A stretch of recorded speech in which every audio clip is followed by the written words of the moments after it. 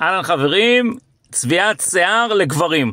הרבה גברים מהססים אם לצבוע שיער, לא לצבוע שיער, וגם כשהם רואים גבר שצבע שיער, הם מתביישים לגשת אליו, או שהגבר שבעצמו שצבע את השיער הוא לא מנדב הרבה יותר מדי מידע.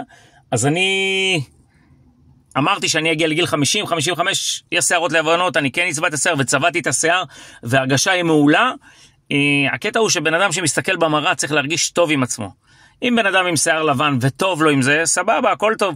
אני אמרתי שאני רוצה להרגיש טוב עם עצמי, וצבעתי את השיער, ואני מרגיש באמת באמת מצוין עם זה, אז חשוב לי לשתף איזה גברים שרוצים לצבוע שיער, לא להסס, הולכים לסופר פארם, יש שם Just for Men, פשוט מאוד, פשוט מאוד, 5 דקות לפני זה חופפים, שמים את החומר הזה, פשוט מדהים, מדהים, מדהים. ממליץ בחום, תרגישו טוב עם עצמכם, זה הכי חשוב. תראו, אני צבעתי, וואו, אני מרגיש טוב עם עצמי, שיהיה בהצלחה לכולם, ואל תהססו לצבוע את השיער.